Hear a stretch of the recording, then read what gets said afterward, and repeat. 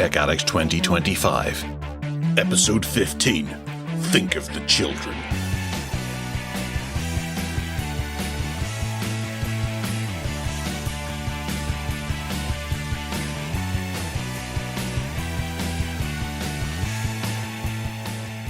In order to listen to this podcast, you must have a major credit card, household bill, a blood sample, proof of indefinite leave to remain, video evidence of sexual orientation, and a handwritten letter from your doctor, all because I happen to say the word fuck at least twice.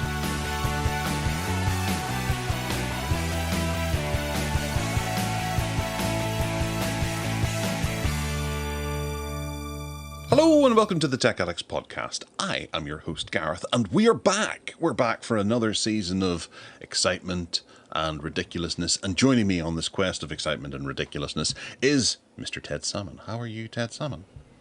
Hello, I'm alright, thank you.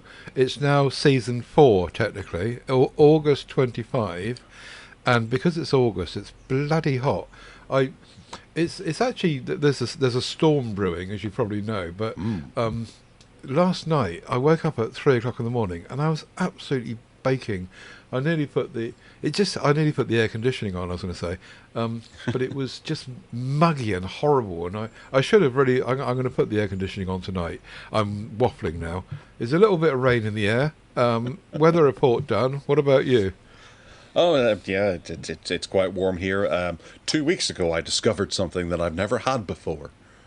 I was cutting the hedge in the baking, searing heat.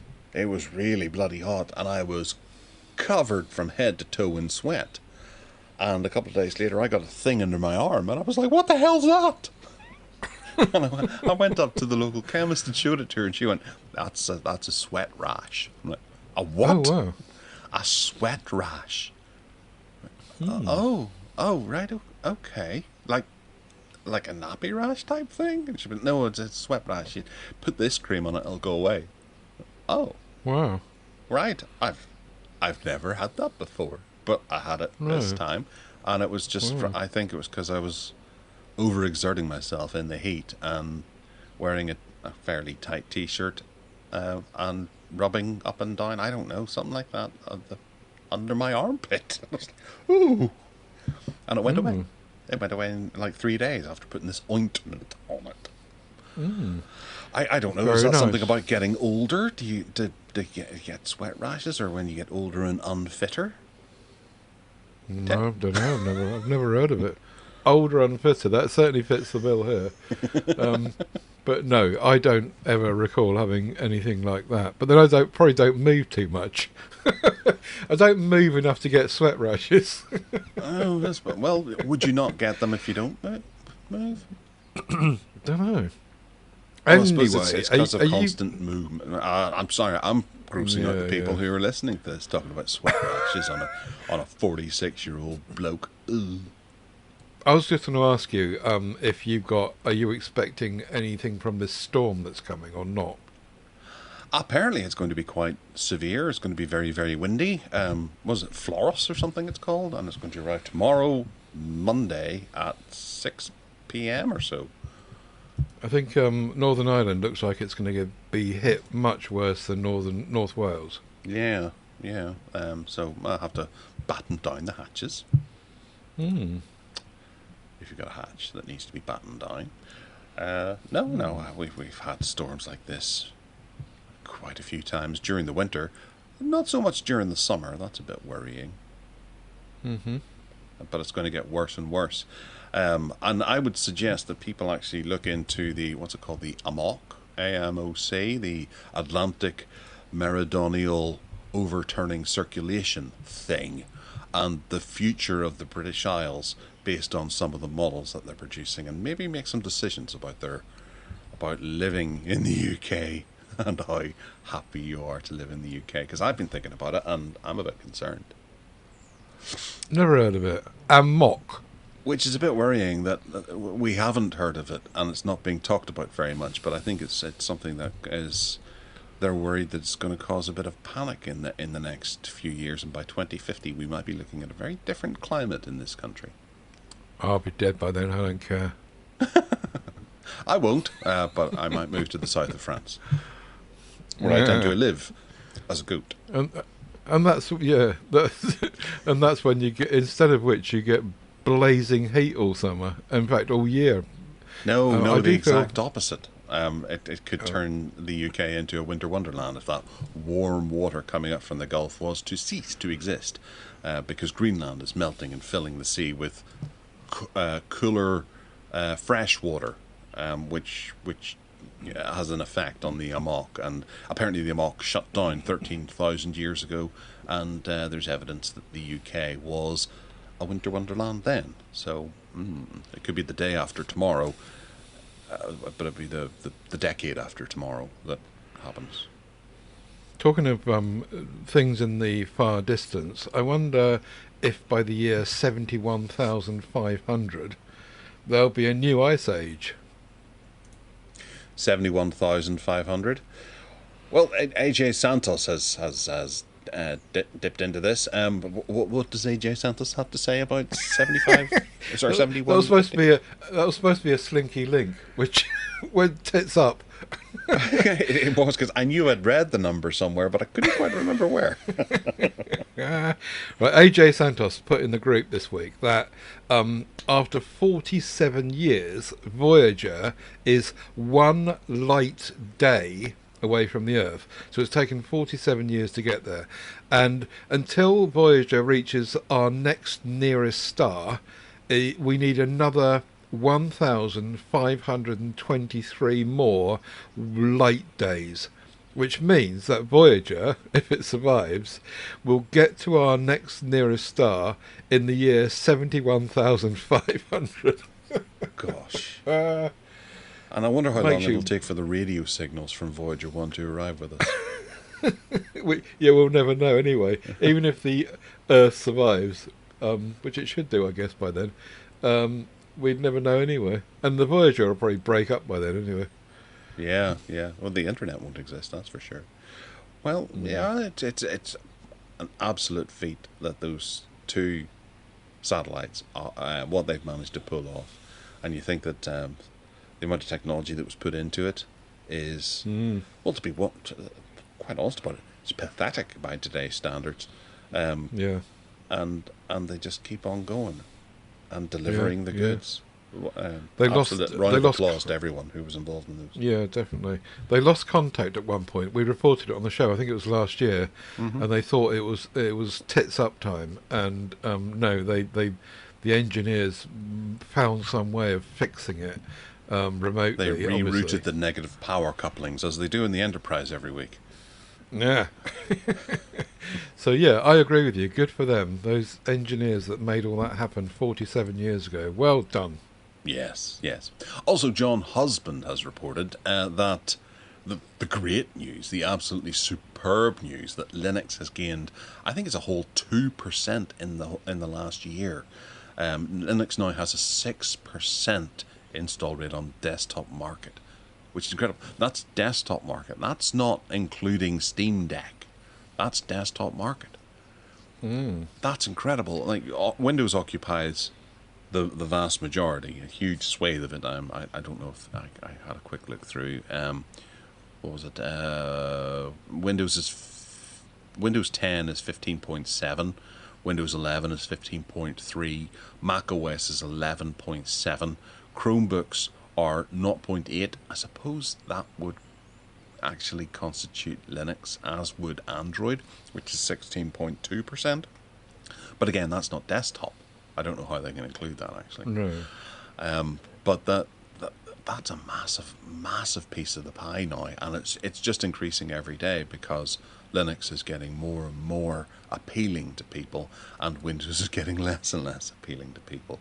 Ted, whilst we were off, I think you sent me a couple of messages about getting back into your Linux Mint machine. It's here in front of me, and it's all wired up and cabled up, and it's taking the second HDMI feed to my monitor, and I've got downtime, I jump in there and I often tweak it, and I put another application on it, and I try to use LibreOffice Draw to take place of publisher, and I pick away at it, and I learn as I go, and I just try in my downtime away from Windows. I just try and learn something else each time I turn it on. So it's certainly not forgotten.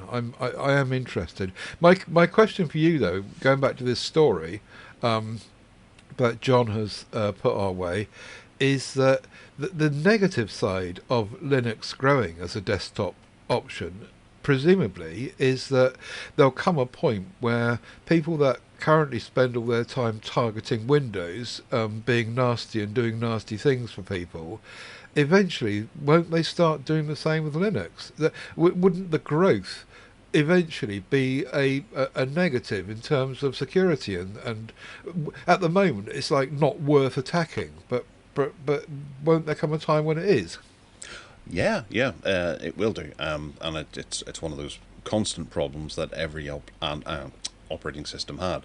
Android used to be quite safe compared to Apple, and then it seems to be switching the other way around, where Android is less and less safe as things go on. You just obviously have to watch where you're getting things from. But Linux is...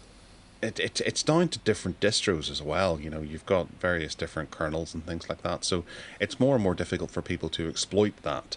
Whereas Windows sort of kind of just works off one kernel, and that's I'm making faces while I'm saying that, because you know it's quite difficult to put that across. That makes it easier for people to be able to write exploits, where someone's using Fedora or Arch or Pop or Linux Mint. You know, they're not easily compatible with each other, and right. you have to go through swings and roundabouts to be able to get stuff to work. So there's a lot more work involved in being able to hack those, but also because it works very much off open source software, the chances of other people spotting it before you get it is a lot higher, and there will be all kinds of right. warning bells and things like that can go off, and things can be removed from software repositories whenever there's some sort of nefarious code put in there. And generally where people do go and get something, like looking down, I've got my Vocaster 1 here, which is it's a thing that allows you to be able to communicate with your microphone and speakers through your desktop software and have a bit more a bit more of quality sound. I have to go and get special drivers for that because they're not developed by Fossrite, who make it. So I have to trust the people that are involved in that. But when I go to the GitHub, all of the code is there, and people are pointing out issues and things like that, and things that can be done better. So there's a whole community around that where the drivers are considered to be safe, because there's that many people involved in it and that many other people who are using it, and they're not just going to go away overnight. So I think that it's a more trustworthy operating system. You know where you're getting your stuff from better than going onto the Windows Marketplace or whatever it's called and downloading an app from there, which is scary, really quite scary. There's some other interesting stats in the infographic here, which is shows up that Windows and iOS, for example, are quite close in terms of the operating systems used by people in the last 30 days, according to this study, anyway. And that's where the 6% Linux comes from. Web browsers is another interesting one on the graphic, which is 52% Chrome and Safari 30%. So I kind of assumed that not most, but a lot of Apple users would be using Chrome anyway, but they clearly aren't, because 30% of the web browsers used in the last 7 days are Safari, and Edge is down at 10%. Look. And if you, and down you go to other, like Firefox is like 2%. Some interesting stats in there anyway. It is, and I think it's it's a testament to what people are actually looking to do, and I think people are going to move more and more toward getting away from the bigger names as time goes on. I don't. Maybe it's. I think I'm surrounding myself with a sort of a false sense of what is actually popular and what's not because of the way things are targeted at you. Say, for example, I go onto YouTube and start watching some YouTube videos. I'll be recommended a lot of YouTube Linux videos, and that makes me think that Linux is more popular than Linux might actually be. And I get to see a lot more people testing the likes of Bazzite and Pop OS and things like that, and say gaming or whatever, and looking to see what is the better operating system for you to start using if you are a gamer, or if you are looking for desktop productivity and things like that. What should you be using? And generally it always falls to, Windows is bad, Mac OS is bad, Linux is the way forward because it's Linux fanboys making Linux fanboy videos. But I've got Bazzite running on another SSD, and I now do all my gaming through Bazzite, which is absolutely superb. And I think that's actually going to come to the point where people will have various different distros installed and using something like Ventoy to be able to jump between them depending on what they actually want to do. An operating system will become more of an environment for you to work in for a day and then swap out for something else later on. And that way you'll be less targeted and a lot more free to be able to enjoy what you want to do with your computer. You're not just limited to, well, Windows is going to be pushing this, and if we don't like you using that feature, we're going to take it away. So it's great, and I don't think people realize just what a wonderful world we're living in whenever it comes to computer operating systems. And I would recommend anyone to go out and start having a look. Like you're doing, Ted, just get an old computer and install something on it and have a play with it. And at some point, this is exactly how I did it. At some point, you're going to decide, I am enjoying using this more so than Windows.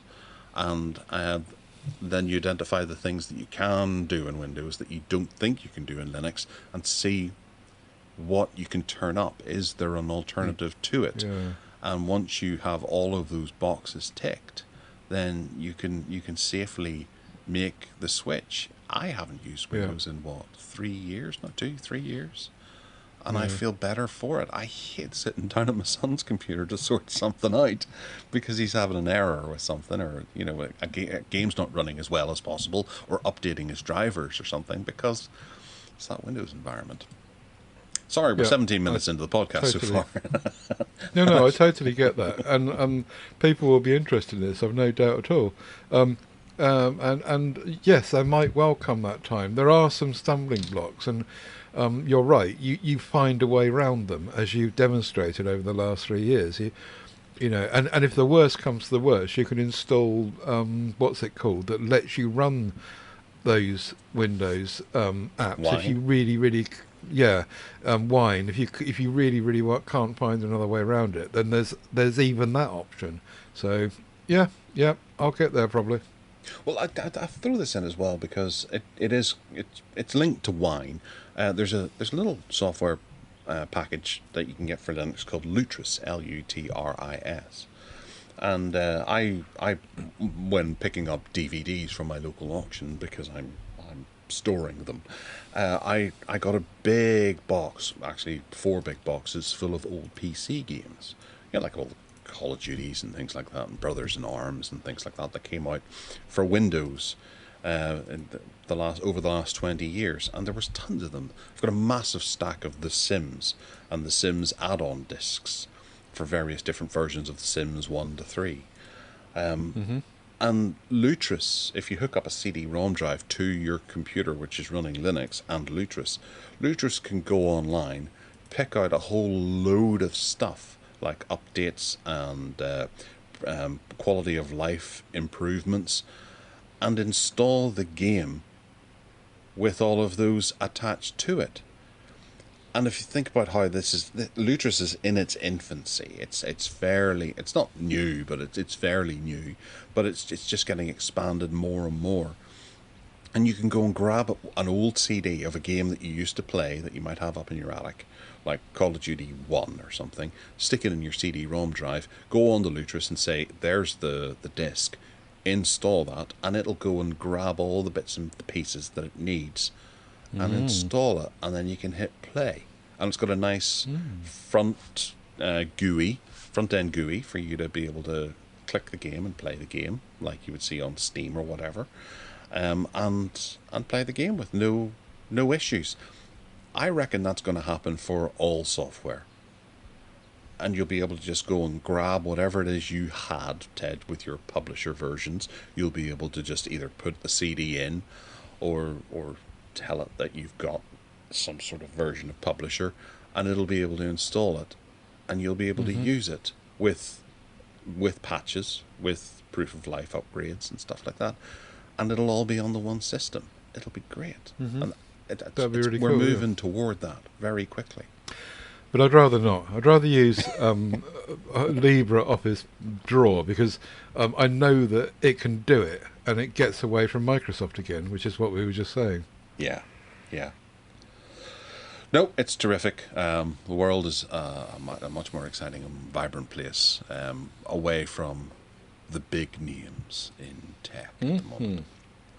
All right, moving into the news, because there's one big thing that I imagine is probably going to monopolise quite a bit of the show. I've got a lot of feelings on it, but I'll try to compact them down so I'm not blabbing on about it for too long. And that is a little thing that popped up over the last week that we've been waiting for the last 2 years, and that is the UK's online safety bill. Ted, what are your feelings on the UK's online safety bill at this time?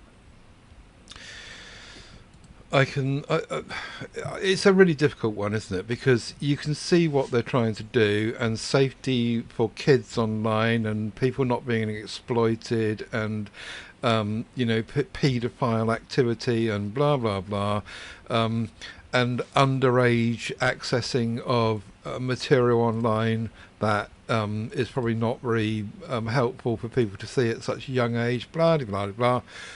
But on the other hand, the way in which it's been done is just impinging everyone's freedom of speech and their rights to do what they like. And it's a bit like the whole kind of security thing in terms of terrorism. It's like at some point there's a balance between keeping everyone safe and not being blown up, and also letting people live and do what they want to do.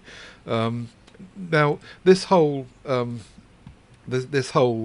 safety bill in the UK is supposed to put, when you approach using certain software and certain tools online, when you approach a place where there's adult content, it's supposed to put a thing in that jumps in there and insists that you upload a picture of your face, a scan of your face, or your passport, or your credit card, or whatever else it is, in order to continue using it. Now, one could argue that for things that are adult orientated, then that could be a good thing. It might save all the aforementioned stuff going on, but the clear downside of that is that gives data to the government about whatever you're doing online. At the moment, that's just in the adult activity stuff. So you could argue, well, all right, you have to make a judgment value call on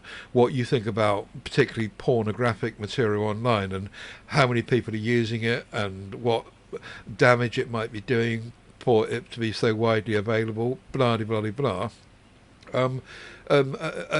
Against freedom of speech and all those other things that I've just mentioned, and also you kind of hope that this is not going to go even further, so that there'll come a time when you can't do anything online, adult or not, without the government having information about what you're doing, tracking your progress of what you're looking at, regardless of it being adult or not.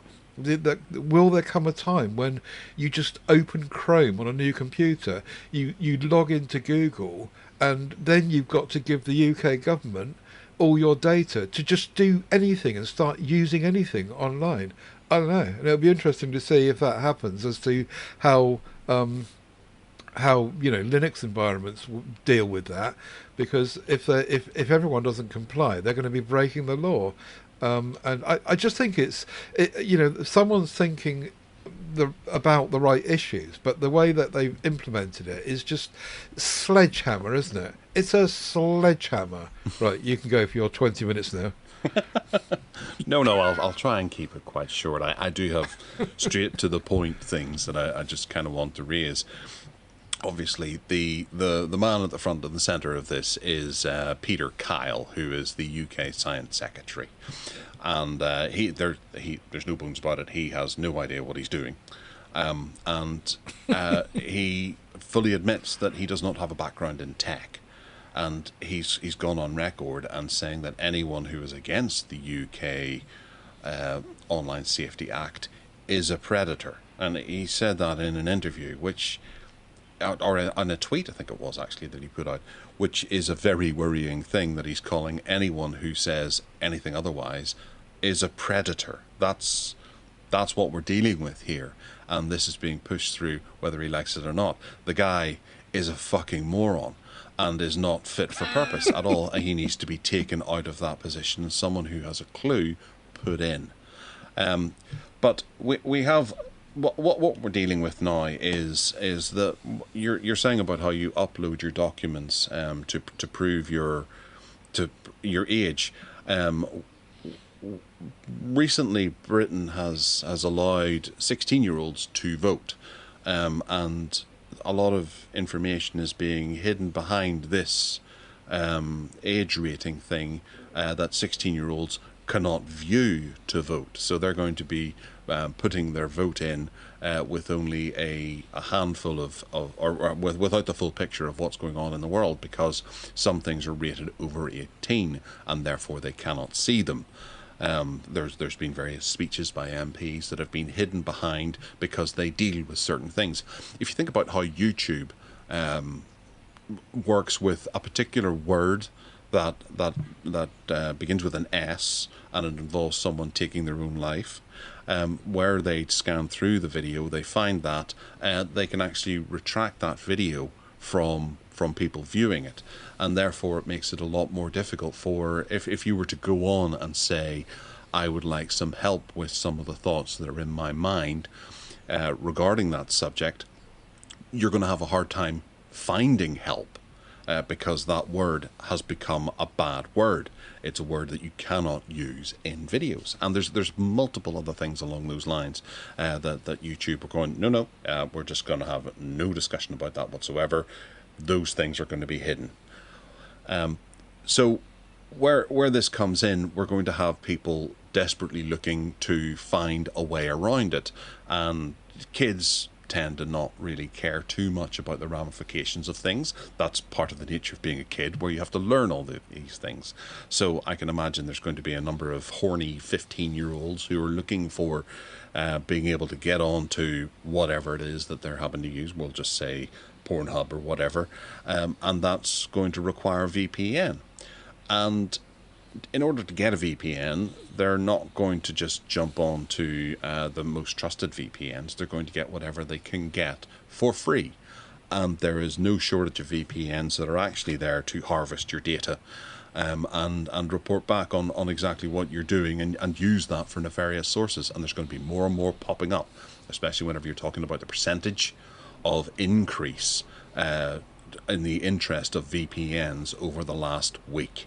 It's in the thousands of %. So anyone who is looking to extract information from people and make some money out of it, this is the opportunity. And kids are going to be going, oh, that one's free, I'll grab that and I'll see if I can use it for a while. Let me tell you, folks, go to Proton. That's the easiest way. It's the best free VPN that you can get right now, and it's entirely safe. If you need that in your life, do that instead of going and getting a VPN from somewhere in the Play Store that just looks all right. You need to do your research. Please be careful there. And this has now opened up the whole debate as to whether or not the UK government is going to try, try, and I use that in a wide-ranging word, try to ban the use of VPNs, which brings up two issues. One, it's going to push people who are using VPNs and then can no longer use VPNs onto using other things like Tor, for example, which opens up the dark web or the deep web or whatever you want to call it. Or two, it's going to cause problems for internal security. I work for the government, and my laptop connects via VPN with a secure tunnel to the servers in work. And it's not going to be possible for the government to say, no, VPNs are illegal, but we're allowed to use them. That's going to go away. So it means my encrypted traffic to my main server is going to have to be unencrypted so that anyone can see it, which is going to then put national security at the centre of this conversation. So they can't just walk out and ban VPNs. It's also impossible to police as well. We'll just throw that in as well. I'm sure they've got some way of being able to say, well, the sale of VPNs to people is going to be illegal, aside from to the government and to the police and to the NHS and things like that. They can't do that. That's not fair. So, yeah, VPNs are going to be causing issues in the future, and depending on how this potato in a suit called Kyle is going to go ahead and do things with it is anyone's guess, because again, he hasn't got a clue about technology and how things work. He just, as you say, goes in with a sledgehammer and attempts to sever the ties. So Yachty, which is the service that you will upload your ID to, Yachty is a service that verifies your information.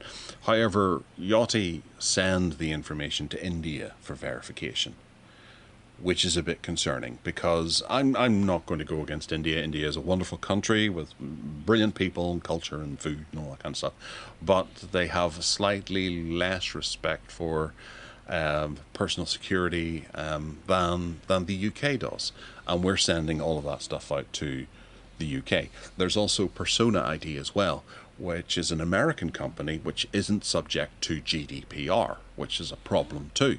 So GDPR has been established, but this is kind of circumventing GDPR to make things easier for themselves. So they're sending things out of the country, personal information, driver's licenses, passports and things like that, out of the country to be verified elsewhere.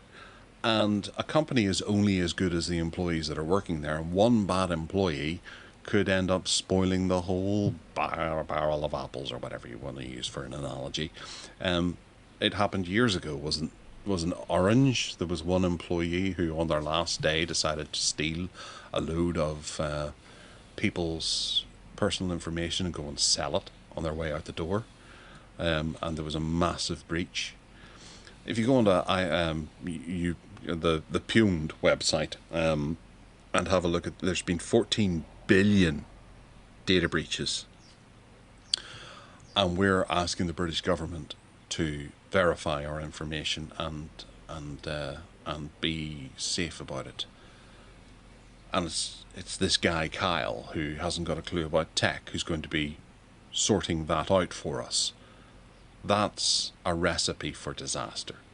It's just going to happen, and we're going to be using unencrypted traffic to be able to do this, because VPNs could well be made illegal, and the likes of, say, Russian hackers, Korean hackers, Indian hackers, Australian hackers, the hacker that's living down the street, I'm sure they're going to go, these rules, screw them. I'm going to use a VPN to hide who I am, and I'm going to intercept this traffic and then take it and sell it on the dark web and make a fortune.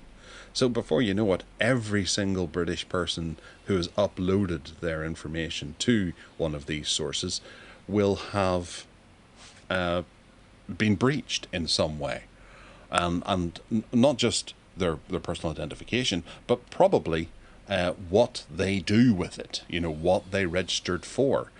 Before you know it, Ted, you uploading your driver's license to gain access to Pornhub could well be out there for anyone to find out, and exactly what you were searching for, because I know that this is going to get worse and worse as it goes along, as they try to install this this culture in people, a bit like whenever cookies were happening, and the European Union decided, no, you need to do the cookie thing and consent to websites. That's getting harder and harder, and each time you go onto a website, it's more sophisticated to have to accept the consent. And I know, Ted, you've got an app that works in your browser to automatically consent to it, but what you're actually consenting to is getting more and more exploitative along the way.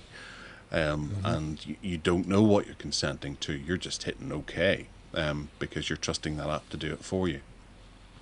But you don't know what they're taking from you now, which is getting worse and harder. And I see the internet becoming a wilder place because of it. And kids are going to grow up using VPNs, using ways to circumvent this security.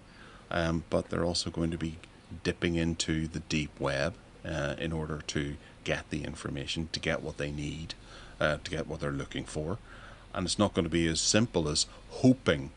Whenever back in the 80s you went into that little newsagent where the lady behind the counter would sell you a bit of porn because you looked old enough and her eyesight wasn't great, or she just didn't care and just wanted you to spend £3 on the magazine. You know, it's moved away from that extremely badly. There's also a new report that they're going to take TikTok and Instagram and those sorts of apps and insist that those companies install a 2-hour limit to using the app during the day for anyone who is under 18, which is a bit bonkers. I don't know how they're going to accept that in any way. I imagine that TikTok and Instagram will go, well, forget the UK, they're not that important in the grand scheme of things. We'll just make our money from America, China, and anyone who's willing. But this is the other part of this is that there's now talk about the EU looking at what the UK are doing and possibly adopting it for the whole of the EU. Now, if that happens, it's suddenly not just a little island UK thing. It's a huge amount of Europe involved. At the moment, yes, but it's still not happened yet. And they're talking about America doing it as well, which I can't imagine America will accept this very well, because they are very much, that's one of our freedoms. I think there is a simple solution to it, and I know it's not ideal, but the simple solution is the fact that kids generally have parents or guardians, and they should be held responsible for what their kid is doing online. And we've just made things a bit too easy on parents to just give them a device and say, away you go. If you go to Google, there are some terrific tools that stop a child who is on Android or even using Chrome from doing what the UK has decided they're going to enforce on people. Microsoft have tools built into Windows. I don't know how good they are. I haven't really used them that much, but I have them set up on my son's computer, and I've kind of forgotten about them over the while. But from what I go through whenever I check his computer, he seems to be doing quite fine. So I think where a child maybe pushes the boat out a bit much and maybe gets themselves into trouble, it could just be turning around to the parents and going, this is your fault. Not, let's get the British government involved and let's protect children on a mass scale.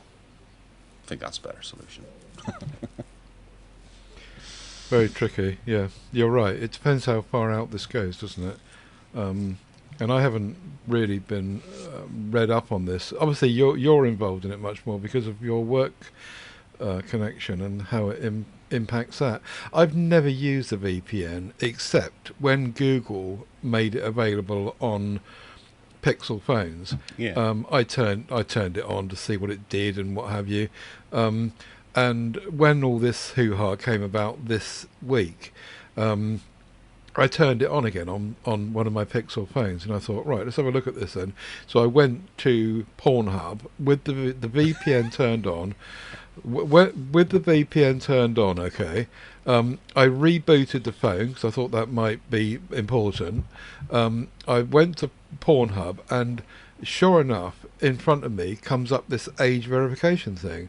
Incidentally, I was also in an incognito Chrome window when I did this. Yeah, doesn't matter. All right, okay. So anyway, this thing came up in front of me, asking me for my ID. So it looked to me as though, unless I was doing something wrong, that the VPN that is baked into Pixels doesn't work anyway, and people are still going to get. You use the VPN to say that you're from a different country, or you're connecting to a different country. So where your VPN is, you set it to America. And then there was no option for that. When you turn on a Pixel phone, when you turn it on, there's no option. We had this discussion in the group, and there's no option anywhere that says, "And what country would you like to pretend to be from?" It was just on or off. It didn't have that. So maybe the Google one's a bit crap, and the Proton VPN thing is the way to go, as you said earlier. Well, yeah. The Proton one is probably the best, or one of the best VPNs on offer, and I would recommend anyone use that. As I said earlier, myself, I use Mulvad VPN, and you can buy it. I actually buy it through Tailscale so that I can access my server, because I don't want to open up all the ports on my server to the internet for people to hack me. So I use Tailscale to open up a very secure little tunnel, and then the VPN goes in through that. And that's one of the best ways to be able to access your own stuff online without advertising the open backdoors. But so laying aside the adult stuff, then, do you think that eventually this will just, like I said earlier, this will just apply to everything? Because, I mean, personally, I'm not really bothered about trying to get to Pornhub or any adult crap. But if there comes a time when I can't even get to GSMArena without showing then that is suddenly a huge problem. Well, yeah, it's all brought in the face of protect the children. But where in fact it's more to do with knowing exactly what everyone's doing online. And that's what it's going to expand out to. There is no limit to what they can benefit from knowing these sorts of things. Wikipedia has already thrown their hat in the ring because they are deeply affected by this. And you wouldn't think, Wikipedia, but Wikipedia is something that we all rely on very well, as does AI. AI is one of the worst offenders whenever it comes to using Wikipedia as a knowledge source. And, most of Wikipedia is pretty much on the money, but where they actually falter and this whole bill is actually going to affect them, is not good for mankind going forward. Having a free and open source encyclopedia that isn't written by, what is it? History is written by the victors, isn't it? That's the phrase. Wikipedia spits in the face of that, and you can edit Wikipedia, and as long as enough people agree with it, who are, they've got the best histories of the best interests of mankind, you generally get the truth on Wikipedia and Wikimedia and all that sort of thing. Wikimedia is the one that hosts interviews and things like that, and various different things that have been said in public, and they are being challenged on this. And where a 16-year-old can't jump on and see an MP's plea to help people who are suffering from the aforementioned depression, or mental health problems, that's a big problem with society, that the young people can't see what's being discussed, but they are eligible to vote. That's not protecting young people. That's fucking things up on a mass scale for our country. People are going to grow up. Sorry. Sorry, I just went to Wikipedia on a phone that I hadn't previously logged into my account with, and for the first time ever, it has sent a code to my email to put into the app just to log me in. So, I mean, I know that's not related to this whole issue we're talking about, but it might be an indication of these organisations just ramping it up in terms of security and making sure you say you are who you say you are. And they said, sure enough, while you were talking, they sent me an email with a code, and I'm in like I normally would be. Well, it's going to take the big tech companies to actually fight this, not us, because the government aren't going to listen to us. There's been, I think there's an online petition I would encourage anyone to sign. That's, I don't know, sitting about 500,000 people. I'll dig it out and stick it in the show notes. If you want to go on and sign that petition to repel this and come up with a better solution. I'm not saying we shouldn't have this at all. They just need to come up with a better solution and think about it a bit more rather than just be dicks about this and stick out what the first thing that comes to mind, thought up by a moron who doesn't know what he's doing, Peter Kyle. I'm quite happy to name him and insult him because I think what he's doing is moronic. He is a moron. He can come after me. Go on, you boy.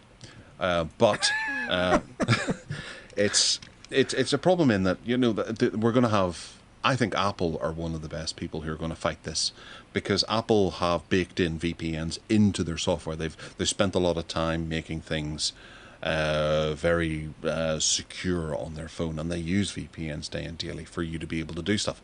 And they've talked in the past about withdrawing iMessage from the UK and I think even Europe, if they were to carry on with some of their oppressive behaviour that the government is looking to push across.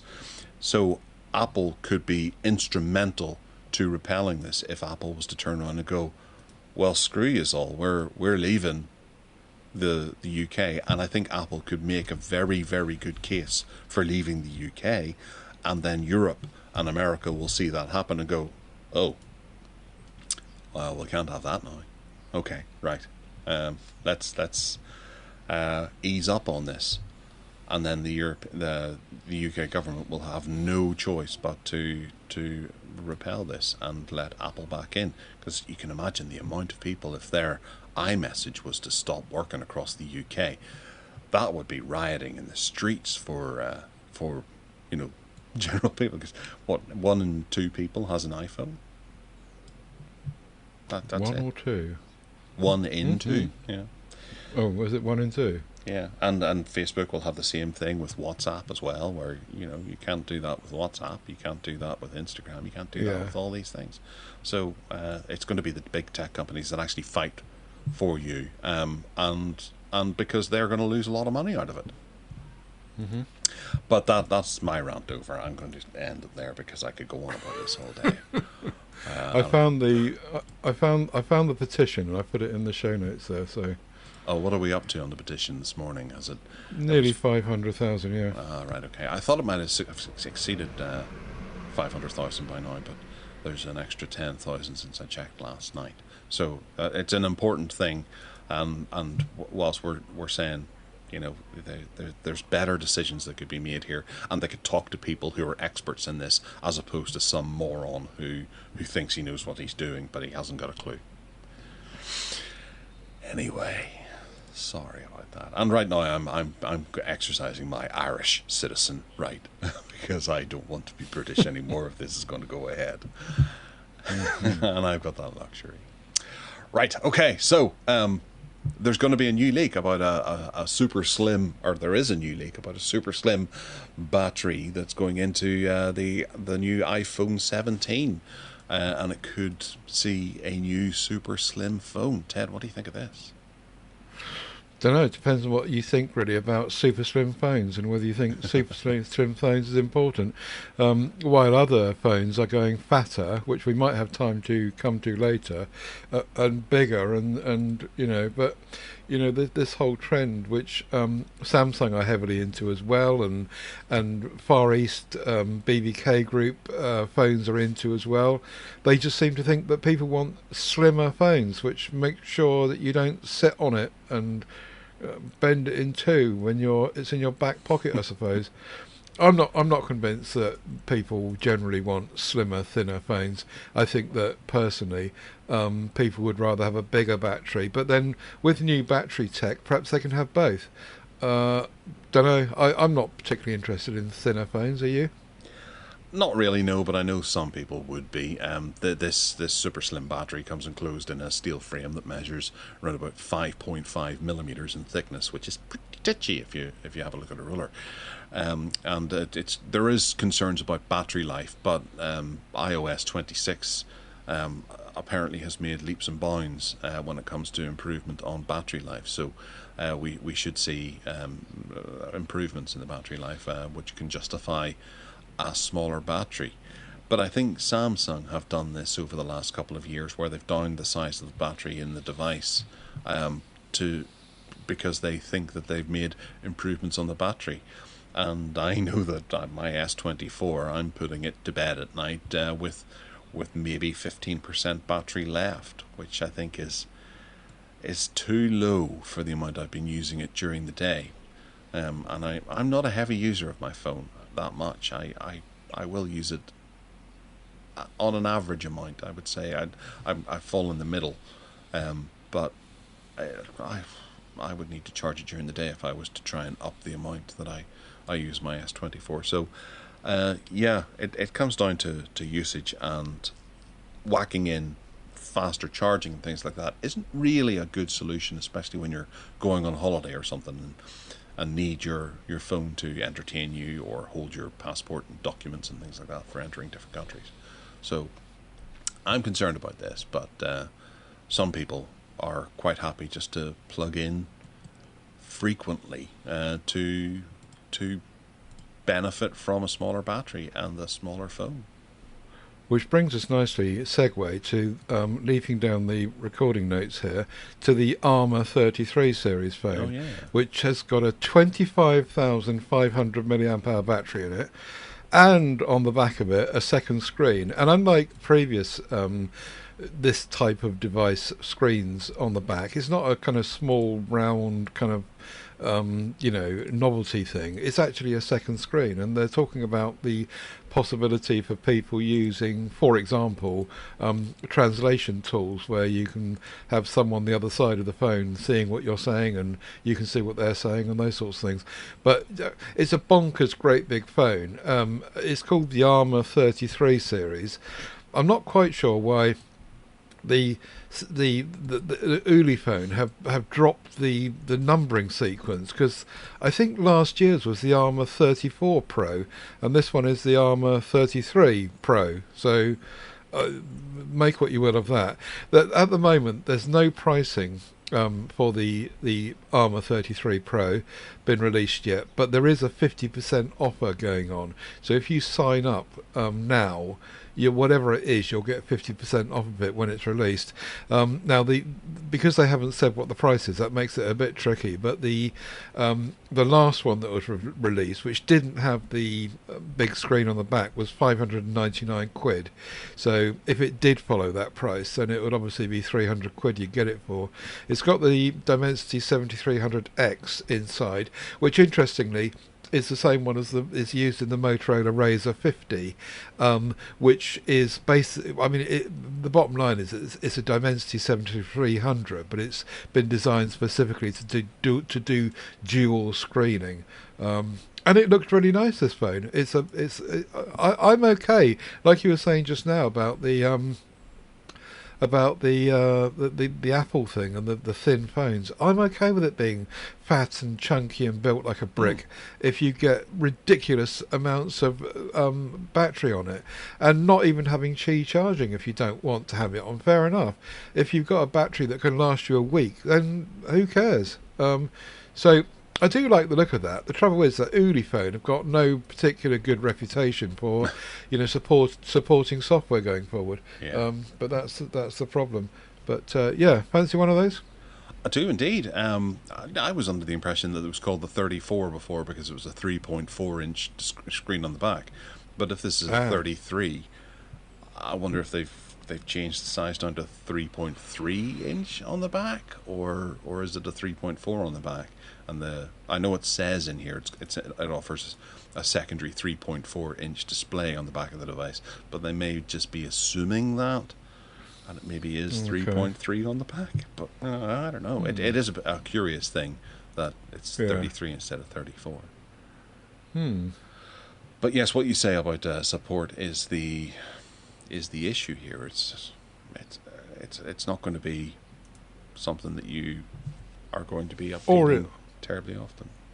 Or is it? Yeah, this is the question really. In tech circles we make a big song and dance and a fuss about operating system updates and security updates, but actually with Android particularly, if you've got your Play system updates up to date, to some degree it doesn't matter if the other stuff has fallen behind. But I'm not saying I subscribe to that view. It's just that that's something that is bandied about and is worthy of consideration. Yeah, I think it was a couple of weeks ago. I vaguely remember reading. It's kind of linked to this, I suppose, but there was a report that there's some change coming to European phones. Is it where bootlockers are being forcibly locked down, or you have to lock it down? That was Samsung phones. Yeah. Yeah, but it means that the likes of Graphene OS and stuff like that are dead in the water. And these types of devices are perfect for being able to put operating systems on that are of a bespoke design, like Graphene OS. But then that second screen on the back is obviously going to... It won't work. No, it'll be a waste of space. Unless that screen on the back just mirrors what's on the front. No, it doesn't. You can use it for what you like. It's a second. Right. It's a completely second screen. It's a very clever idea, and the difference is they've made it big, and you can have a bit like a Yota phone in the days gone by. You could have a completely separate bunch of stuff going on the other side. Yeah, I like the idea. I'd like to see one, and if it was £300, I might even buy one. Yeah. But what you need is one of the big tech companies to take on this type of idea and make it happen. And then support it going forward. Mm-hmm. Right. Okay, well, moving back to... we're going to go on to a completely different topic whatsoever, or entirely, which is Google Assistant. And I don't know if anyone still uses Google Assistant. I imagine they probably do. I do very much so, because I integrated it and embraced it very greatly into my life, and I have it in every room, and I rely on it quite a lot.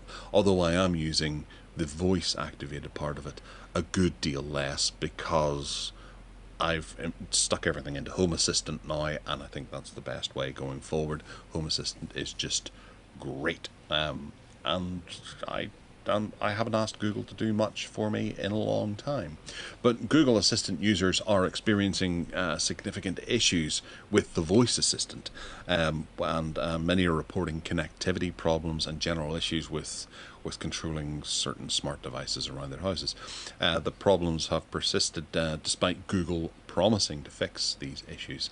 And there's been reports here using Gizmodo's website. There's been reports on Reddit where people have shared experiences.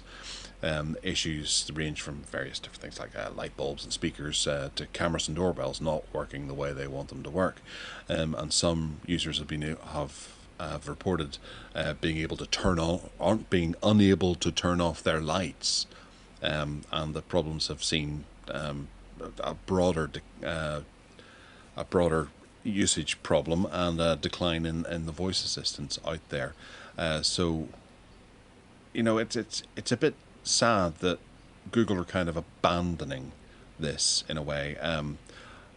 One of the representatives, Anish Katu Karan, has fed back on Twitter by saying that he apologizes for what experience you're feeling, but that's not a promise to fix anything that's going on there. And they're pushing out their Gemini chatbot, obviously, and pushing that, focusing on that more so than actually supporting the Google Assistant thing. It makes sense that the two would work hand in hand, and Gemini would possess these little bits of technology, but it doesn't seem that has come through very easily. Ted, what are your feelings? I, as you well know, don't use home stuff at all, except for one thing, one plug, which I've got a TP... Oh no, I've got a camera. On the TP link system thingy, I've got one camera and one plug for a light, and that's all I use.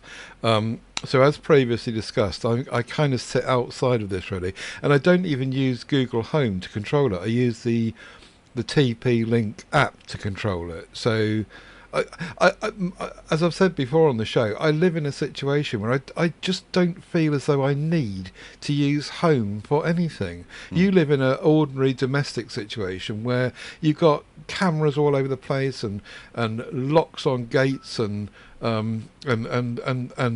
lights in every room and TVs to control and just a whole bunch of stuff in a family situation, and I just don't have that. So I've hardly ever used Home, and I don't even install it now, Google Home, on my devices. But I do get that if you kind of invested in this and you want it to work, and then Google Assistant stroke Gemini is screwing it up, then that's a bit of a bummer, isn't it?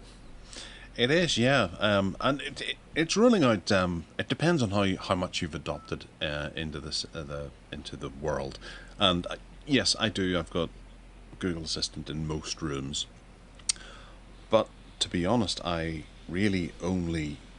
Hang on a second. I just got a notification from Google Assistant. That's weird.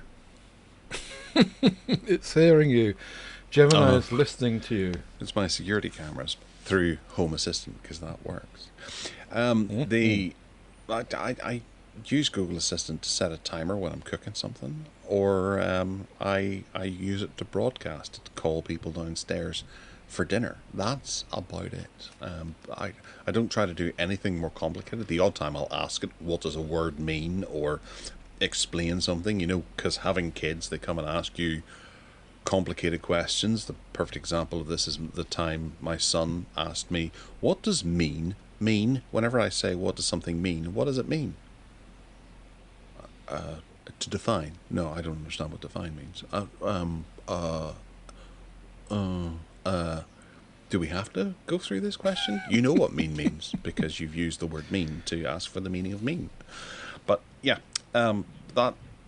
it's always going to be a problem to support these things going on, and it's not exactly in Google's interest to sell you a piece of hardware and to keep that piece of hardware going for 10 or 20 years. I think some of the assistants that I have, the little mini assistants that are around the house, they're probably about 10 years old now. My original Home Hub, which was that original one that came out with the rounded bottom and the white thing on top, that's got to be about 10 years old now, and it's given me good service. I would like to replace it with something better, but there is nothing better to replace it with, because they didn't carry on producing those things. I know they sell the speakers through their websites, or through their store, but those speakers are all 3 or 4 years old, and that's what most people are having problems with. The best thing people can do with these is to get Home Assistant and put it on there. I was talking to my brother recently, who has Nest thermostats throughout his house, and he had them installed and in each room, so he can adjust the room. But now he's got the new Nest Hub or something like that, and he has to take off the actual thing that it's installed on, which requires an electrician, I think, or something like that, to do that with. And he's a bit hacked off by it, and he's got a whole rake of stuff that he has to do in order to replace the Nests with a newer, better version of the Nest. And that's something that really shouldn't happen, because it's your home. You want to be able to wire stuff in and maybe have the cabling hidden. And he's got a problem with it. I don't exactly know what he's doing, but he's got an issue over there that he started telling me about, and I got bored and stopped listening, which is standard when it comes to my brother. But we're not going to get anywhere with this, and we're seeing more companies, and it leads us into the second topic that we have to talk about, which I have more feelings on, because there's a lot more to go on, where smart home companies are actually doing things in order to increase their lifespan. And there's a company called Futurehome, which is a smart home company that installed various different bits and pieces into people's houses that have moved to a subscription-based model, and have pushed a firmware update out to all of their devices, and essentially are demanding people pay, what was it, $116.56 for an annual subscription fee to carry on using their home devices, which people have to pay if they want to use that bit of hardware that they've bought. And it's Leo Rossmann, isn't that his name? I can't remember off the top of my head. I got his name wrong the other day when I was talking. Yeah, Louis Rossmann, sorry, has taken them to town over it, and he's fighting them over this because he thinks it's completely unjust, and it sets a precedence for all these companies to come along and where they sell you something to be able to install in your house, like a security camera that you put up, and then all of a sudden 5 years later they're like, if you want to carry on using that, you have to pay us every month, and that's not fair. That's not something that you entered into whenever you first bought the camera. So do you have to rip it out and then go and buy a new one? And you know, that's just because they didn't handle their company particularly well. You know, the company has gone bankrupt. Futurehome is now bankrupt, and they're looking for ways out of bankruptcy, and that is by charging people an annual subscription to use their hardware, and that's apparently the customer's fault. And the customer now has to pay for that because the company isn't very good at doing what they do. And it's an interesting saga, and I would say that people should maybe take some time and sit and watch, because if you have smart home equipment in your house, it's entirely likely that in the future you're going to be affected by something like this, and most of us will probably just go, all right, well, you want a subscription, then I'll just chuck that in the bin. But you know, you may rely on it, you might enjoy using it. It could be a speaker a big speaker, like I've got my Google Home Max behind me that I love. Blasting music out of it is really good. But if they were to turn around and say, no, you're going to have to pay $10 to carry on using that, I'm sorry, it's going in the bin. It is. What do you think? Did you watch any of those videos from Louis Rossmann? Oh, I couldn't keep up with him, but I've never known anyone talk so fast. He just rattles on and on and on and on really, really quickly. I thought, has YouTube got a half speed option? I couldn't find one anywhere, but he really talked quickly. Anyway, what I was going to say was that to some degree this is a topic that has come up on our Whatever Works podcast, is that when you go and buy a kettle or a fridge or whatever it is you buy, when you buy it, you pay your money over, and the manufacturer gives you a 1 year guarantee. That essentially what they're saying to you is that we only guarantee you that this will work for 1 year, yeah, and or 2 years or whatever it is, and so you've got to build that into your decision about buying it or not buying it. And to some degree, as long as these Futurehome are being upfront about that, saying, you know, it's free at the moment, but it won't be free forever because anything can happen, this is the real world, then can you really expect something to be ongoingly 5 years later supported, costing the firm money down the road somewhere? I can see both sides of it, obviously, but there's also the, you know, you pay your money and you buy something, and you can't really expect it to last forever. And this also seeps over into digital ownership of films and video and music, and you know, the fact that you don't really own it. And if YouTube Music, where I uploaded all my music to, goes tits up tomorrow, then it's gone, isn't it? It's the world we live in, surely. Unfair as it might be, and Louis Rossmann might well be right, if I can keep up with what he was saying. You know, this is the world, isn't it? It is, yeah. But where your kettle may give out after 1 year, it's not going to cost you a fortune to go and get another one, but that company that made the kettle will probably have a newer, better one on the market that you can go and buy. And that's the company going, right, well, this is our plan. We're going to produce a new kettle every year for you to buy, and we'll try and entice you to buy the new one and get rid of your old one. And that's the way If they businesses don't, though, work for. if they don't, though, you can go and buy one from another company. You can do, yeah. Whereas Futurehome released these things, and then they have forcibly broken it on you. You know, it might still be working perfectly well 5 years after you bought it, but they have gone and broken it now and said, if you want this to work, you have to pay us. So that's a ransom as opposed to releasing a new product. And if you want, you're at you're perfectly right to go out and replace it with something else. But you know, yesterday it was working fine. Today it's not, and it's not because it's broken. It's because of greed, and because that company has decided, oh, well, we're not releasing new things every year. We need to change our business model, and those people who bought it didn't enter into that. So it's you can have an argument, but it's not what's right and what's wrong. It's what's fair to the customer. Yeah, I can see both sides. And they're going to generate a huge amount of e-waste out of this, whereas they could just open up the API and release a new version that's nicer and has more functionality, and let the old version be available to the likes of Home Assistant to be able to use whatever way you want until it is actually truly dead.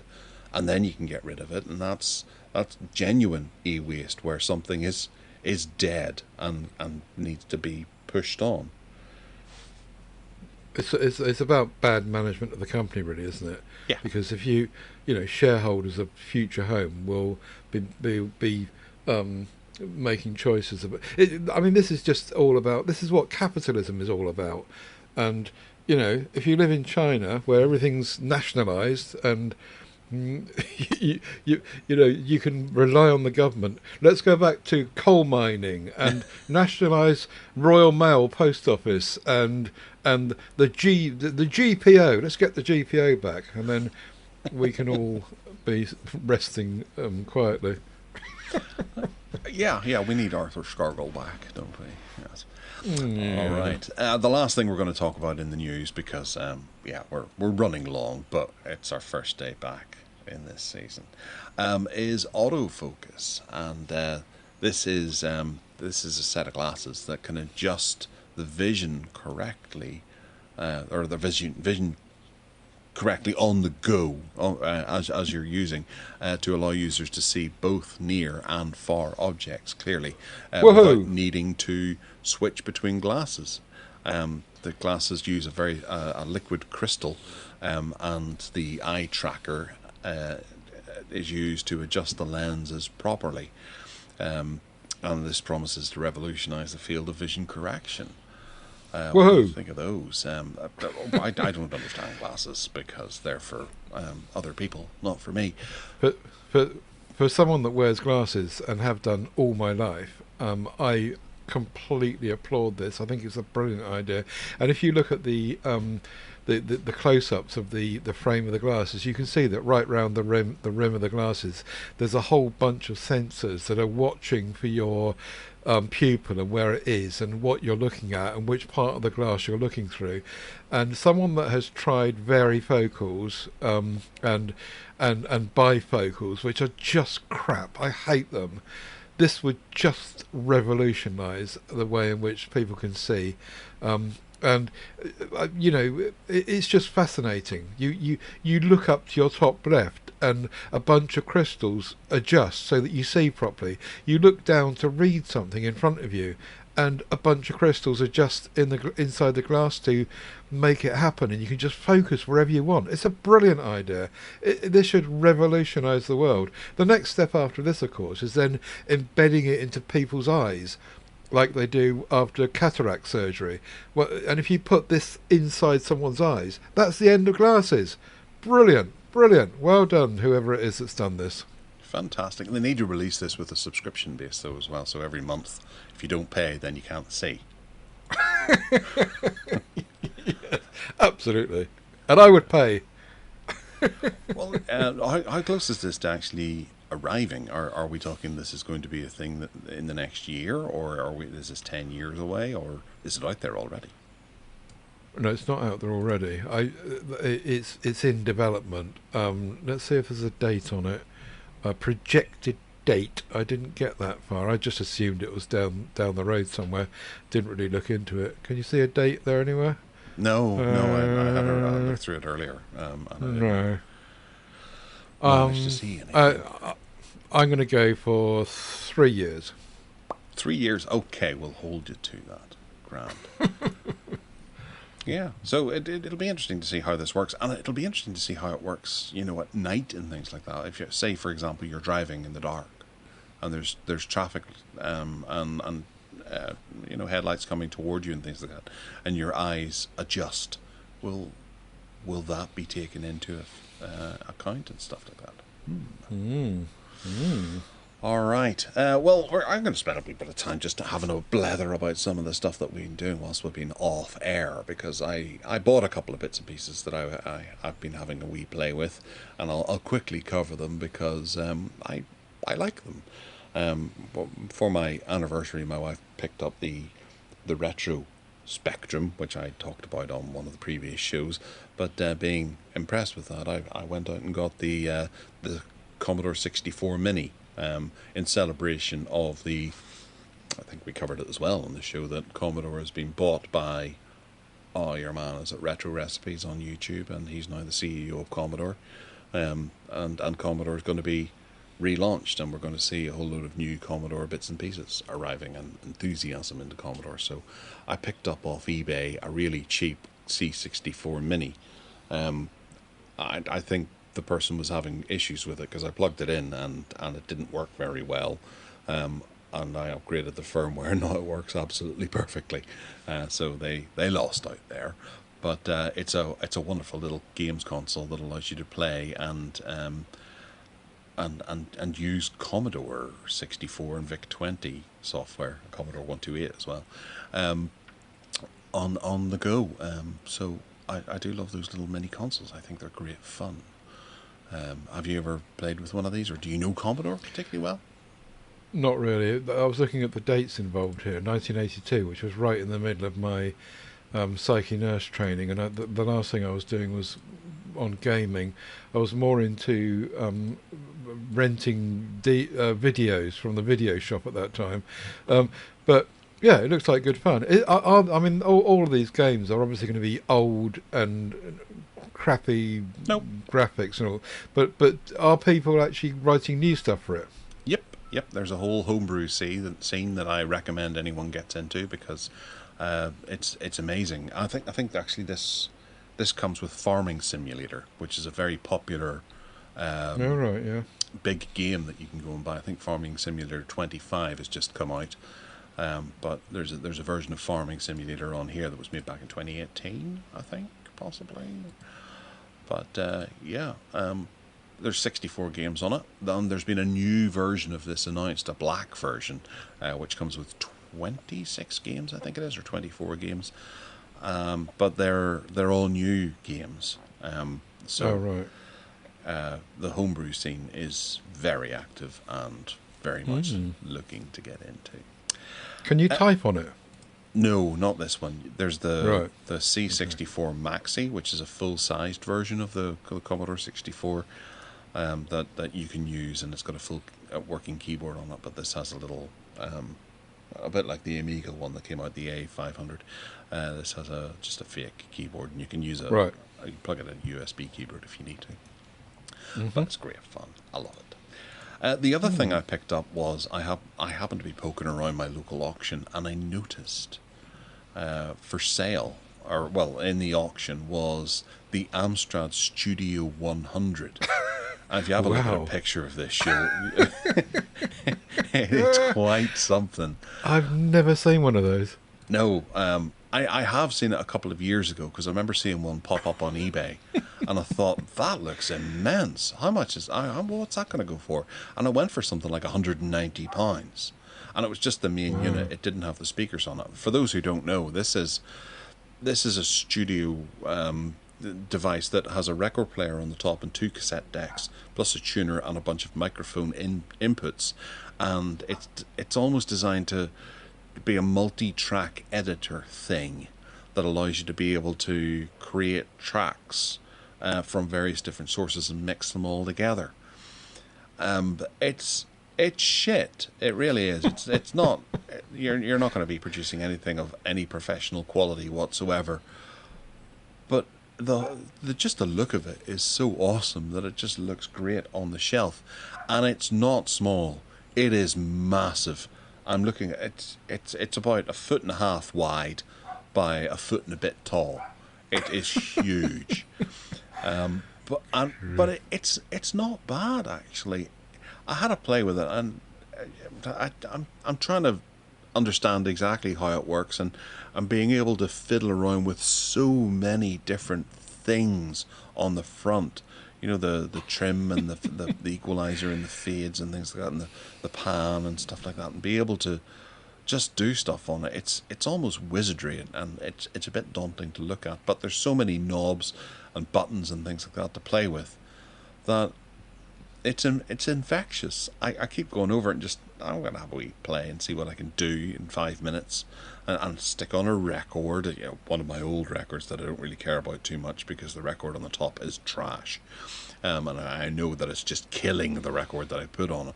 But one of the pause buttons is broken on the cassette deck. That's the only thing that's broken on mine. Everything else works well, aside from whenever you push the volume up and you get a bit of a when it's adjusting the volume. So it's seen some. It's showing signs of age, but it's wonderful to have a play with. And my son's quite intrigued as well as to what you can do with it. And you put a record on, you show him how dabbling about with things. There's nothing better than having an appreciation of sound, and having someone show you exactly what happens whenever you fiddle with a particular element of the sound, and it does do quite well. So you've never... I can see... No, I've never seen one of these, but I can see a group of teenagers in a bedroom plugging in 3 microphones, putting a record on, starting a tape deck, recording it, and then singing. And it's like a recording studio for kids that are just admiring the music business from afar, but knowing they'll never get into it, but just to dabble around with and have some fun with. This looks absolutely brilliant. I love it. But like you, once the fiddle factor's gone away, it's a shame that the record player's not better quality, I suppose. But that's probably an aside. What's the thing in the top right-hand corner with the blue bits in it? It's a tuner, a radio tuner.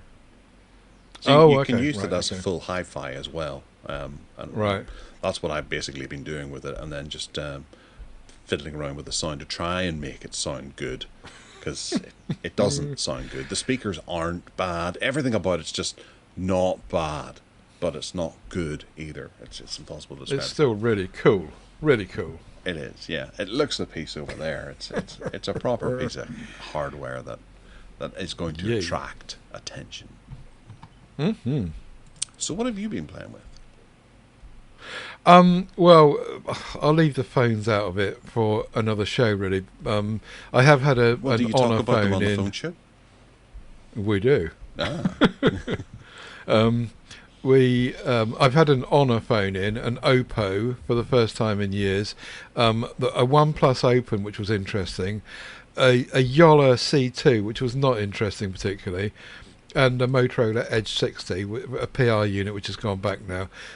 But phones are in another show called the Phone Show Chat, which we'll talk about there. We'll be if we speak about phones here, we'll be in trouble. So I won't talk about phones. I'll talk about the Boox Go Color 7, I think it's called. I recently wanted to, I thought I must get back into reading. I'm very bad at reading, and I must get into reading, so I'll get myself a Kindle. And I went to buy a Kindle, and I thought, do you know, Kindles bore me in 5 minutes. They're unbreakable. They don't do enough. Let's get something else that... That's your favourite thing. unbreakable, not physically, but unbreakable in terms of getting stuff onto them. Well, I mean, you can hack them, but that it's just a fiddle. Anyway, so I thought, right, get another Boox device. I had a Boox device some years ago, which is now well out of support, and I got this Boox Go Color 7, which is 250 quid, and it's supposed to be colour, but actually, I think it's going back because I don't really think that e-ink is up to colour yet, and I've been playing with it for a couple of days here, and it works fine. It's all right. You can put Android on it. You can put the Google Play Store on it. So you can install anything you want on it from the Play Store. It's got a micro SD card slot on the side as well. It's got a speaker. It's USB-C to charge it, but it's completely let down by the fact that the colour on the screen is just crap. It's wishy-washy, and when you compare it, which I've seen on some YouTube videos now, when you compare it with the Boox Go 7 not colour, it's night and day, because they're not trying to put this colour layer over the top of everything, and it's a much clearer, sharper, contrasty screen, and I just think that this colour thing. Now, apparently, the Kindle Color, or whatever it's called, is a better screen for those that want to go down the Kindle route and do want colour. Those that want to look at manga comics and Superman stuff, or copies of Viz magazine, Razzle. all of that, yes, all of that can work and it's fine. As I say, I'm only a couple of days in, but at the moment it feels like it's a waste of money and it's pretty much unusable, and it's going to go back. So I don't fancy that. But we'll see. I'll give it a few more days, and I'll report back in the coming shows. But much better is the Samsung Galaxy A9 Plus, which I got from my dad for his birthday, which is incidentally today. Happy birthday, Dad! 89 today. And he's been using up to now a Nokia T20, which is the one that you got for your son as well, I think. And upgrading him to this A9 Plus is like night and day, really. It's so much nicer, so much better. It's continuing to be supported, which is one thing. And he's got a Samsung Galaxy phone, and the whole switch, whatever it's called, the smart switch software, it was just so wonderful to use, and everything went across from his phone, and it just was up and running, working perfectly, and it's really very impressive. It gets some good press. If you want the 128 version, it's 180 odd quid, but technically the A9 Plus version, which is the bigger version, is the 256. No, sorry, it's a 128 gig version, but it's bigger, and it's about 250. But you can always, as with Samsung stuff, you can always find it cheaper if you look around. But yeah, I've been in kind of tablet mode. The Boox Go Color 7, which I'm not impressed with at all, and the Galaxy A9 Plus, which I really, really am impressed with. It's been a tablet time. Okay. Well, tablets are important. We all love a good tablet. Yeah. My son's actually using that Lenovo. Shit, I can't remember what it was called. Oh, the Plus thingy. Yeah, Tab Plus, was it? Yeah, that's right. Loves it with the Bluetooth speaker in it. It's just a great tablet. It really is. It was such good value for money, and I would heartily recommend it. Totally. All right, the Bargain Basement, where we can heartily recommend some bits and pieces that are cheap on the internet. Now, the first one is something that I haven't used, but I saw it and thought, I'm going to have to give a bit of a shout out, because the reviews on Amazon are actually quite good, and they seem to be, well, there's a lot of genuine reviews. But for $9.99, down from £13.49, that's a significant saving, is the Amazon Basics Black computer speakers for your desktop or laptop PC. These are USB powered speakers that have a headphone jack on the front and a volume knob and a little LED as well to let you know whether they're on or off. And I just thought they looked quite good for $9.99. and the reviews are like these work. They're decent enough sounding. I can't fault that. I think they actually look kind of decent for a tenner. I think where you go onto eBay or Amazon and start poking around for other brands, you're going to get lesser quality. But if these are Amazon basics, I think they've got that wee bit more of a seal of approval for $9.99. What do you think of these? Yeah, absolutely. No question at all. For someone that has got a laptop and they move it around and they can quickly plug in their headphones to it, and it's run on USB, doesn't need power at all from the mains. I think they're great. Amazon basic stuff is very often very good, isn't it? Yeah. What's next for you? Right, I'm banging on about the Majority Folio again, which is that record player I bought from our lovely British firm down in Cambridge, and it's at the lowest price ever now, 135 quid. I'm very pleased I bought mine. It's super and it's got lots of functionality, USB in, out. I banged on about it before, so I won't do it again. But yeah, Majority Folio, British built record player with a good, decent stylus on it. 135 quid. You can't go wrong. Speakers built in. Brilliant. Yeah, £135. It's so tempting, so very tempting. But I've got an Amstrad Studio 100, so I don't need one. That's British built, isn't it? Yeah.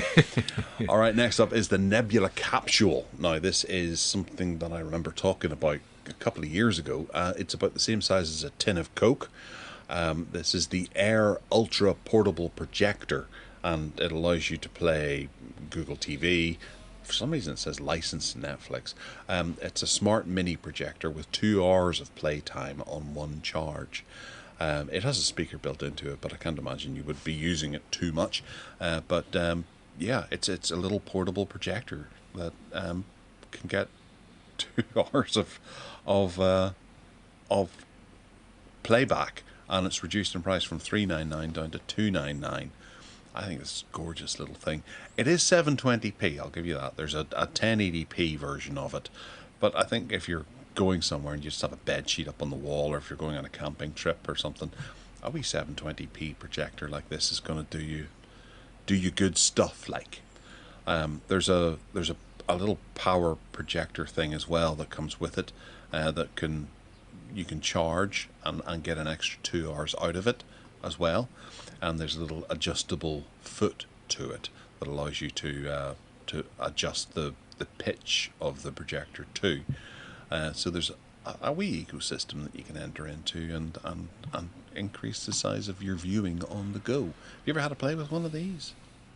No, I remember we were talking about them, and incidentally, the 1080p version is also reduced. It's at 370, down from 500 quid. And actually, that when you read up on that, it sounds like that might be, for the extra 70 quid, it might be worth upgrading to that. Yeah. You get a bit more playtime, 2.5 hours, and it looks like you get better sound from the speaker on board as well. So, yeah, 2 options and very good ones. I think that the Capsule 3 is a bit bigger than this. This is proper Right. Coke can size, and you can put it in your pocket. Whereas the Capsule 3, you're not going to fit it in your pocket. It's like a swollen tin of Coke. 160. The 3 is 160, it says, and the 2 is not got a measurement on it. That's very unhelpful, isn't it? 160. Oh yeah, 140. Yeah. So the 2 is 140 millimeters high, and the other one's 160. Yeah, smaller. Yeah. Right. Okay. The Logitech G Yeti Orb condenser microphone, which I got in for testing here. It's not brilliant. It's not up to the same standard as my normal microphones, but it's certainly very good to be having in a second location, and it's cheapest price ever now at 33 quid. It works all right. It's got some RGB lighting in it for those that want to use it. So technically a kind of gaming thing, I suppose, but it's doesn't sound the best, but it sounds perfectly good for most people for perhaps doing occasional podcasting. Yeah. £11 and 8p a month I'm being offered on that. Oh, are you? Oh, yeah, so am I. Nice. Wow. Yeah, no, it's a good looking microphone. Fun shape. Fun shape. Hmm. Next up is something that I've been actually thinking about picking up, but they've always been too expensive until I saw this one. It's a vertical mouse, and I know some people don't like vertical mice, but mices, but this one's from Ugreen, and it costs £12.98. And I think this would be a good addition to what some people may already have. And if you're doing a bit of work or whatever, maybe you're working from home, you could use this in place of a traditional mouse, and cut down on the amount of carpal tunnel syndrome you might be suffering from. And for not a lot of money, 13 quid is not a lot to spend on finding out whether or not this works for you and gives you a more comfortable working experience, and then you can go back to your traditional mouse for whenever you're playing Doom and fragging your friends. So yeah, it's worth looking into having a play with something like this to see whether or not it just helps you in the long run. Ted, have you ever used a vertical ergonomic mouse? I have tried to, but I really didn't get on with it.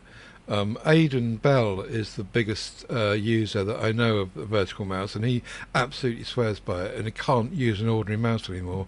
But I tried and I couldn't. But for 13 quid, you're right. You know, it's absolutely worth a try, because it might help with wrist position on the desk, no question at all.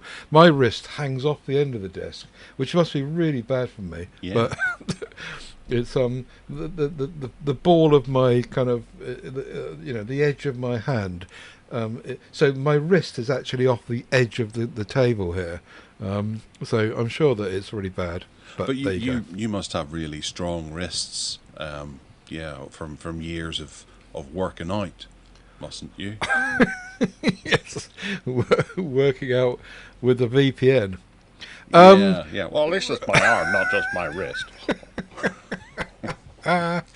Right, a quick shout out. We should mention this for the Google Pixel 9 Pro, as they're all talking about the Pixel 10 series coming along now. 320 quid off. Gosh. Of the, well, at least the RRP. The RRP was 999, and this is now 679, and they're offering me £57 a month for 12 months on this. This is the 128 gigabyte version, of course. But yeah, so if you want to grab last year's bargain, now's the time. Okay, nice one. Next is a doorbell, and this is the Eufy one, which is Anchor, isn't it? Anchor's Eufy Anchor. Yeah. Yeah. Yeah. This is the Eufy video doorbell, and it's a wireless C30, it's called. This does live video calls, and it's got a 2K full HD display, or picture quality. It's battery powered, so you don't have to wire it in if you don't want to. You just have to take it off and charge it every once in a while. I've been using one of those for a couple of years, and I prefer it actually over going and doing an extensive rewiring of my front door. It's got a 16:9 wide view display, easy installation, human and motion video detection, but crucially on this little doorbell is that there's no monthly fees. And they say that up front whenever you're buying it, that there's no monthly fees. It's got a 5,000... But in 5 years' time, there will be. Well, you can actually buy a hub as well that sits inside your house that does everything that a monthly fee would do, because that's what I bought from Reolink for my video cameras. But I've been looking at doorbells, and this is reduced in price from £70 down to £45, and it's just, I might get one of these from my mum, so that she can see on her iPad who's at the door, and she can hear it inside, because there's a wee bell chime that works inside the house. I believe maybe there isn't with this one actually. They usually come with a bell chime inside the house that connects wirelessly with the device. Actually, that might be where this is. Oh, it's missing the bell chime. Right, okay. So it's fully online, this thing, so you have to have something to view it on. But, you know, if you've got a smart home, it can ring through on all your devices. The bell chime's sold separately. Gotcha. But for £45, if you need a doorbell and you've got tech, then this could work for you. And these Eufy ones do get good reviews. There's no shortage of reviews on them on YouTube, so you know what you're getting into whenever you're picking one of these up. The video quality is quite good, and it gives a little bit of peace of mind when you're away from the house if someone were to call. Do you use one of these? No. No. It's all home stuff again. If I lived in a proper house, I probably would. In fact, I definitely would. But there's no point in putting one in my dad's house because he wouldn't know how to use it, and he would just get panicked whenever he had to look at it and deal with it. He's just so untech minded, which is what I was saying earlier. But if I was to ever go and live there, I definitely would have something on the front door so you could see who's snooping around, and I'd have an electronically connected door buzzer so that they when they touch the ringer they get electrocuted. That'd be fun. Or giant right, last comes out the ground. Yes. Last up is a quick one for a 1 terabyte Samsung Evo micro SD card, $69.99 for 1 terabytes, which is really cool, and that's a really top end Samsung card as well.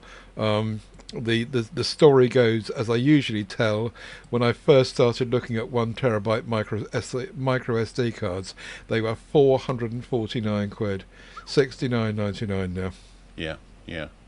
Right. Okay. That's brilliant. 1 terabyte for 70 quid. Stick that in your tablet and away you go. Yeah. Yep.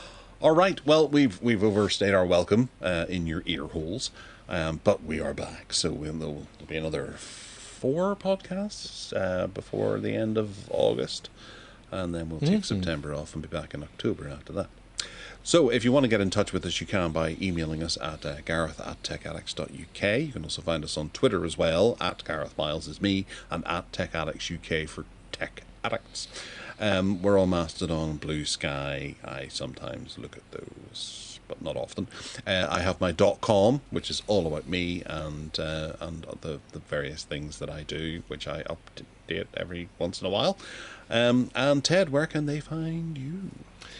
On Mastodon and Blue Sky, yes, same as you. Don't often look, but I'm there. MeWe is where I hang out most. Links in the not in the show notes, but links on my website to the MeWe groups. TedSalmon.com is where you'll find all of that, and you'll be most welcome to join us in the MeWe group for Natter. If you want to buy me a coffee, you can do that. It's at paypal.me/TedSalmon, and I'll be ever so grateful. Yes. How wonderful. All right, well, we'll be back this time next week with another exciting installment of the Tech Addicts podcast. And until then, I ask you to stay out of trouble and enjoy yourself online. Oh, no, wait, you can't. You're not allowed to because of what he says. Right, so take care now, and we'll speak to you next week. Bye. Goodbye.